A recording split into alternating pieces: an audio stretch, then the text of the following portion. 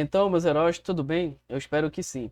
Vamos dar continuidade à resolução das questões do Enem a respeito da eletrodinâmica. Vamos nessa?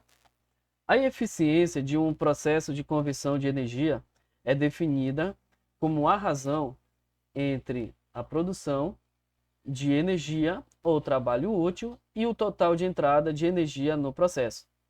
Então, é a razão. Toda vez que fala em razão, está falando sobre o quê? Sobre uma fração entre duas coisas. A primeira delas é produção de energia ou trabalho útil. E a outra, o total de entrada de energia no processo. Pronto. Isso daí é o processo, é a eficiência do processo de conversão de energia. Tá. A figura mostra um processo com diversas etapas. Nesse caso, a eficiência geral será igual ao produto. Se falou em produto, é alguma coisa que é vezes, é multiplicação das eficiências das etapas individuais. A entrada de energia que não se transforma em trabalho útil é perdida, sob formas não utilizáveis, como resíduo de calor.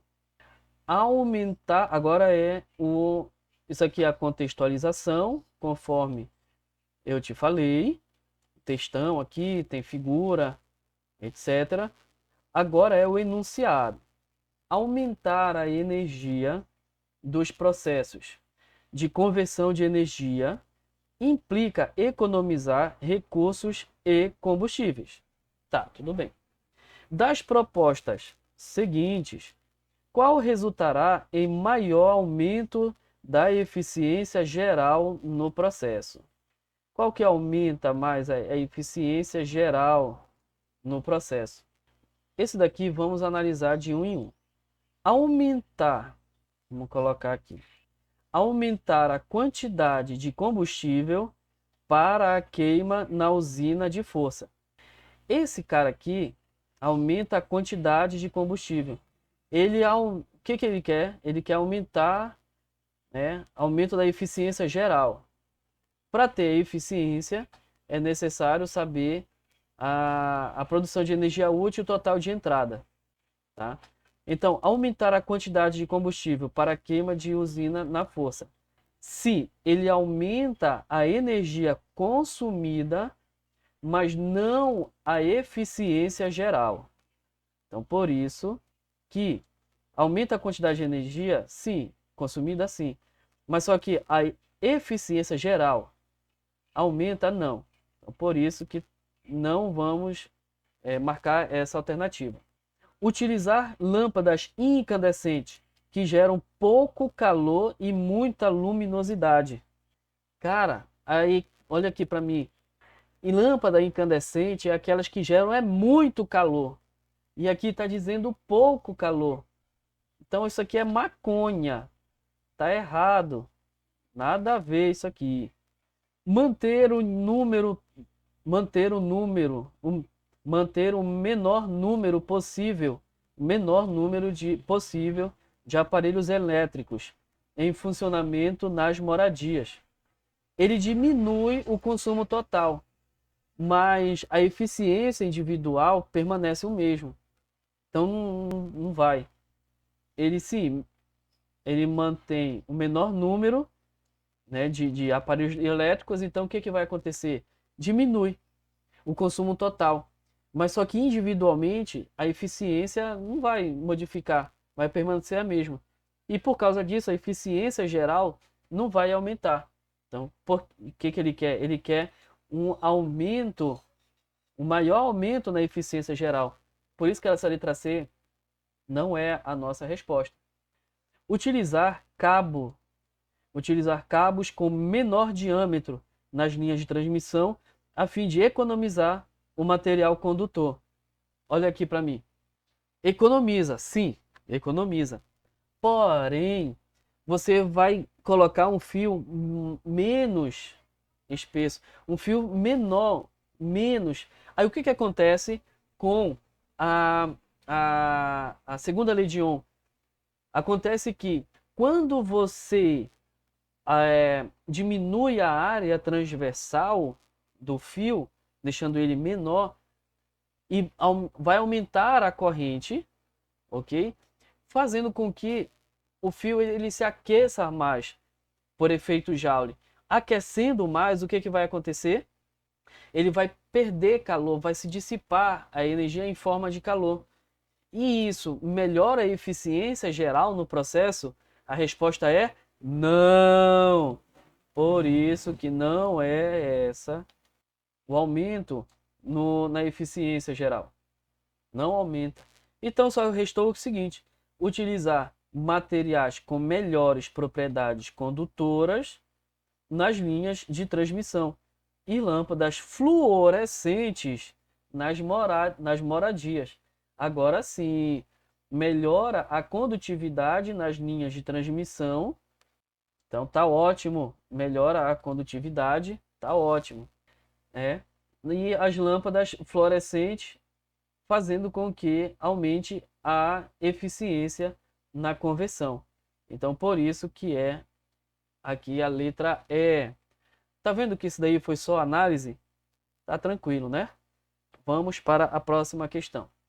Todo carro possui uma caixa de fusíveis que são utilizados. Eu vou só tirar daqui, colocar para cá, fica bem melhor. Todo carro possui uma faixa de fusíveis que são utilizados para a proteção dos circuitos elétricos. Para que servem os fusíveis? Para proteger o circuito elétrico. Os fusíveis são constituídos de um material de baixo ponto de fusão. O que é fusão mesmo? É a passagem do sólido para o líquido. Então o fio está sólido, passa muita corrente elétrica, aumenta o calor, né, aumenta a temperatura ali do fio, e aí ele, como deixa ali o ponto de fusão abaixo, qualquer aumento de calor ali, qualquer aumento de temperatura, ele vai e funde, derrete aquele fio, fazendo com que antes estava assim, ele interrompe a corrente. Então é por isso que é assim, mais ou menos assim que funciona os fusíveis.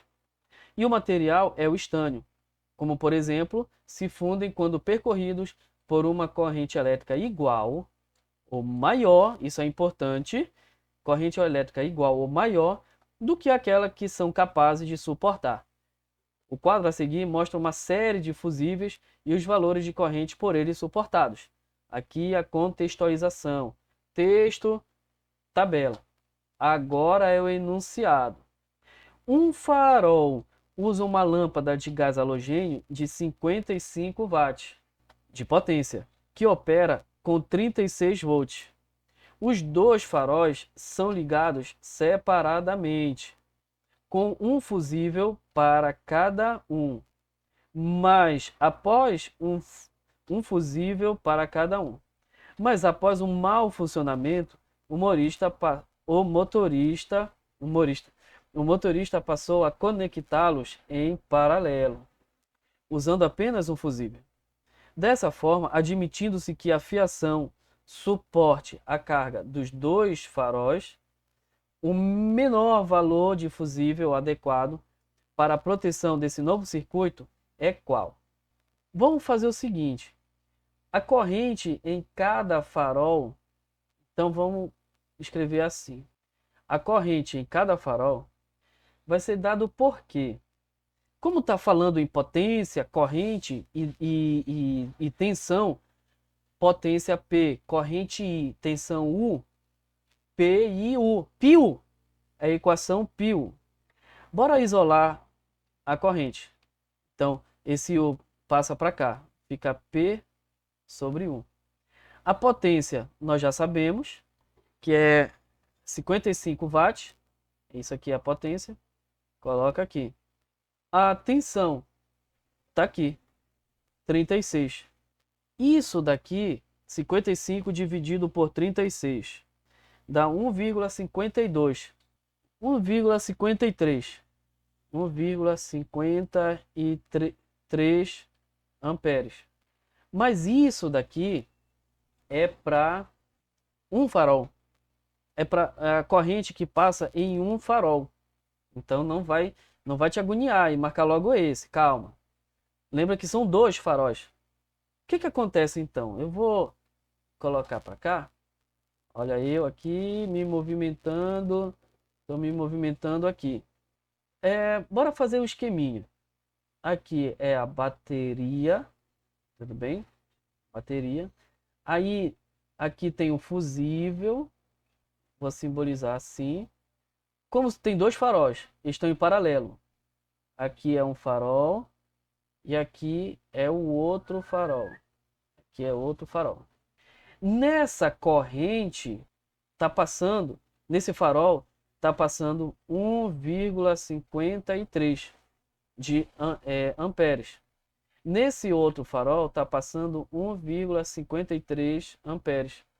Então, veja só, foi necessário fazer o desenho para tu conseguir enxergar.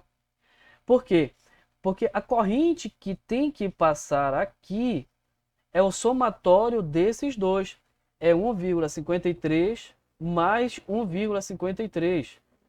Esse resultado é 1,53. 1,53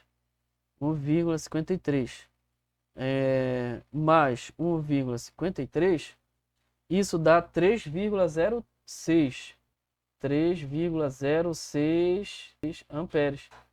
Isso daqui é a quantidade de corrente elétrica que tem que passar aqui, né, é o padrão. 3,06 é o padrão. Então, se passar muito fabuloso, se passar muito, tipo 10 amperes, aí ele queima. E se passar menos, ele não vai proteger, ele não vai nem acender, né? Não vai nem acender ali o farol. Então, não é nem muito, ou seja, 10, porque ele vai queimar, e nem pouco demais também, porque está muito longe. E aí? O 7,5 ainda está muito? Cara, para 3 está muito ainda. Ele vai queimar. O 2,5 ele vai queimar? Ele não queima, mas só que ainda está longe ainda. Está muito longe. O 2,5 do 3. Ah, Fabuloso, está muito... tá perto. Mas só que ele tem que ser, para proteger, ele tem que ser o quê? Igual ou maior, tá vendo só como é importante? Do que aquela que são capazes de suportar. Então 2,5 é menor, tá fora. 1,5 é menor, tá fora. Então 3 ou maior, que está mais perto, é o 5 amperes. Então esse fusível, ele tinha que ser ele tem que suportar 5 amperes, ou seja, o laranja, letra C. Essa foi fácil, né? Foi fácil, essa foi bem fácil. Utilizava ali o pio, só tinha que raciocinar que é 1,53 em cada um farol. Dava para matar essa charada. Vamos essa questão aqui. Observe a tabela seguinte.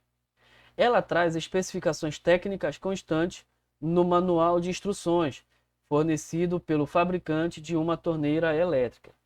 Então aqui tem algumas especificações.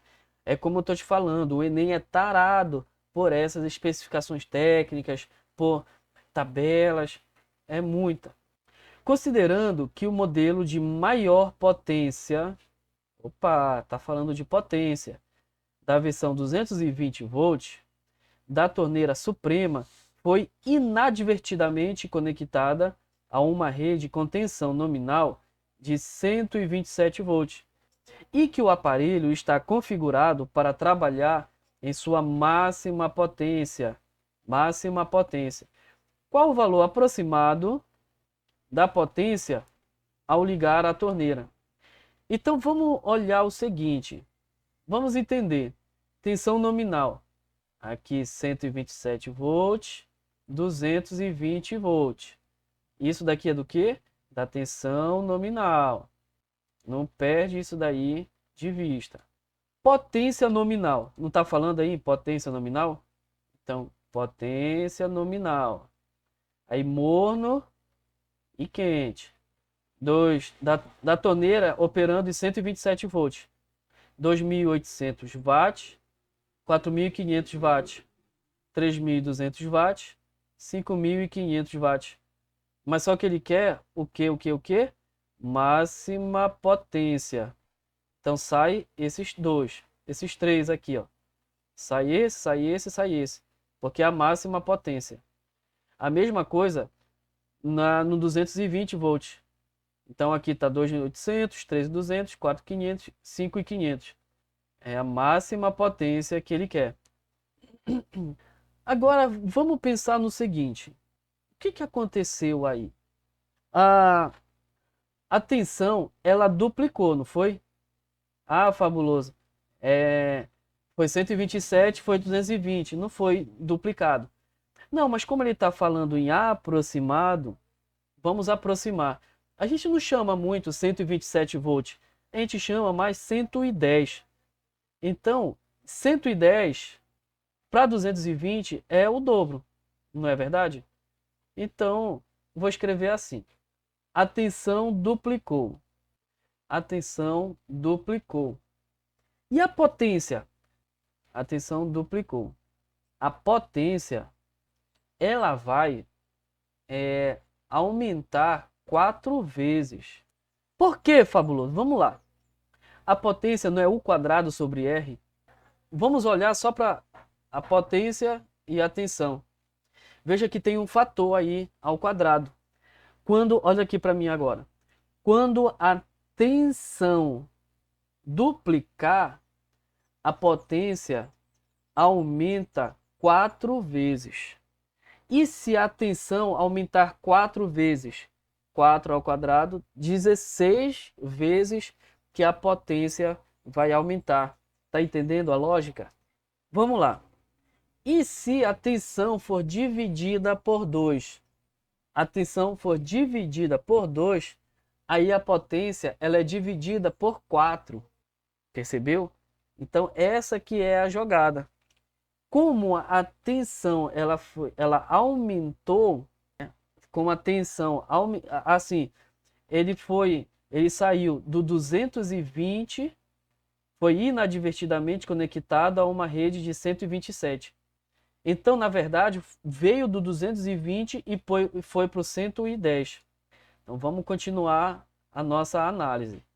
Ele foi do 220 e inadvertidamente foi para o 110. O que aconteceu? A tensão foi dividida por 2. Então, a T foi dividida por 2. Sendo assim, qual é o fator que vai dividir, vai diminuir a potência? 4. Então, a potência é dividida por 4. É dividida por 4. Qual é a potência máxima? 5.500. Então, é 5.500 dividido por 4. 5 dividido por 4 dá 1. 4 vezes 1, 4. Para 5, 1. Baixa o 5. 15 dividido por 4 dá 3. 3 vezes 4, 12. Para 15, falta 3. Abaixa esse 0. 30 dividido por 4 vai dar 6. 7. 7 vezes 4, 28. Para 30 falta 2. Baixa esse 0. 20 dividido por 4 vai ser 4. 4 vai dar 5. 5, 5. 5. 5 vezes 4, 20. Para 20, nada. 1.375 watts. Qual que dá certo? Qual que está mais perto? 5 está longe. 5.000 está longe. 4.000 está longe. 2.800 está longe. O mais perto está aqui, ó. 1.830. 1.830. Essa que é a resposta. Então, eu tentei resolver essa questão sem muito cálculo. Mas tem o cálculo ali que dá certinho esse 1.830. Entre em contato comigo, pode ser no Instagram, que eu vou fazer a conta certinha para você, que dá certinho esse 1.830. Como foi mais aproximado, Então é assim que você deve fazer quando chegar na prova, tá? Não esqueça, se a tensão for multiplicada por 2, a potência aumenta no fator 4 vezes. Nesse caso aqui, o cara tirou de 220 e foi para 110. Então a tensão foi dividida por 2. Então a potência vai ser dividida por 4. Tá? Então essa que é a jogada aí. A energia elétrica consumida nas residências é medida em kWh, por meio de um relógio medidor de consumo. Nesse relógio, da direita para a esquerda, tem-se o ponteiro da unidade, da dezena, da centena e do milhar. Então, da direita para a esquerda. Esse daqui, só esse daqui é unidade. Só esse relógio dezena. Só esse centena. Só esse milhar. Pronto. O que mais? Opa. Se um ponteiro estiver entre dois números, considera-se o último número ultrapassado pelo ponteiro. É o último número já ultrapassado. É isso que vai considerar. Suponha que as medidas indicadas nos esquemas seguintes tenham sido feitas em uma cidade em que o preço do quilowatt-hora fosse 20 centavos. Nossa, um sonho, cara. 20 centavos. Hoje em dia passou de R$1, tá? 1,10, 1,20. Tá R$1 a mais. O valor a ser pago pelo consumo de energia elétrica registrado, então o enunciado ele quer o valor pelo consumo de energia elétrica registrado. Bora ver qual é a potência atual. Vamos conferir. Esse número aqui tá fácil. Número 3. Esse número aqui tá fácil também. É o 8. Esse número, pode ver que ele foi ultrapassado. Mas ele foi ultrapassado, né? Por qual? O sentido é esse. 1, 2, 3, 4, 5, 6, 7. Ele foi ultrapassado pelo 7. Então é esse número que vale. Olha esse outro aqui. Olha esse outro aqui. Vamos lá. Olha esse outro aqui. Só que ao invés de ser nesse sentido, é no outro. 0, 1, 2, 3. Não, é o 2. É o 2. Então é 2.783 kWh. Isso é o atual. E no mês passado? Tá aqui, no mês passado. É 0, 1, 2, 3. E aqui, 0, 1, 2, 3, 4, 5, 6. Agora aqui, 0, 1, 2, 3, 4, 5. E esse último, 0, 1, 2, 0, 1, 2. 2.563 kWh. Se no mês passado, se no mês atual foi 2.783 e no mês passado foi 2.563, então vai ser 2.783 menos 2.563.